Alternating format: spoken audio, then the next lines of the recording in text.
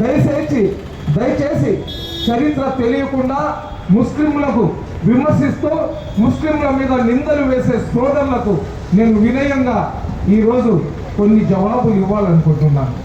సోదరులారా, ఈరోజు ఇన్కిలాబ్ జిందాబాద్ అనే నినాదం ఏదైతే మనం ప్రతి ప్రోగ్రాంలో ప్రతి ఎడ్యుకేషన్లో కేకలు పెట్టి అరుస్తుంటాం, ఇన్కిలాబ్ జిందాబాద్ ఇన్కిలాబ్ జిందాబాద్ అని.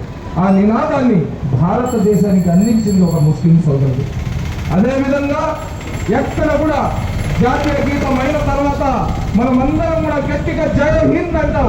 ఆ జై హింద్ అనే నినాదాన్ని కూడా భారతీయులకు అందించింది ఒక ముస్లిం సోదరుడు అన్న వాస్తవం మీకు తెలుసుకోవాలి.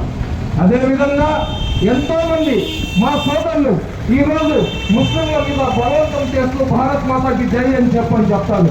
ఆ భారత్ మాతాకి జై అని మేము చెప్పేది కాదు, జై అని మీ చేత చెప్పిస్తున్నది కూడా ముస్లింలు అన్న సంగతి మీకు తెలియదు.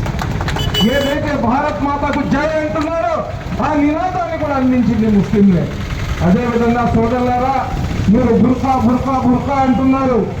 1857 తర్వాత ఏదైతే సహాయ నిరాకరణ ఉద్యమం జరిగిందో ఆ సహాయ నిరాకరణ ఉద్యమంలో మీరు ఈ దేశం కోసం ప్రాణాలను పణంగా పెట్టండి, దేశం కోసం ప్రాణ త్యాగం చేయండి అని చెప్పి బహిరంగ సభలో బుర్ఖా వేసుకొని ప్రాణ త్యాగం ఇస్తే ఎంత పుణ్యమో ఖురాన్ హదీస్ల రోషనీలో భారతీయులకు తెలియజేసింది ముస్లిం సోదరి మహిళ వాస్తవాన్ని కూడా మీకు తెలియజేస్తుంది.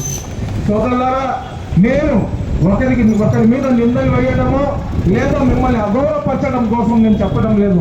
కానీ జ్ఞానం లేని వాళ్ళు అజ్ఞానులాగా మారిపోతారు. ఒక మనిషి అజ్ఞాని అయిపోతే మృగం లాగా మారిపోతాడు. ఆ మృగం ఏం చేస్తుందంటే మనుషుల మీద దాడి చేస్తుంది.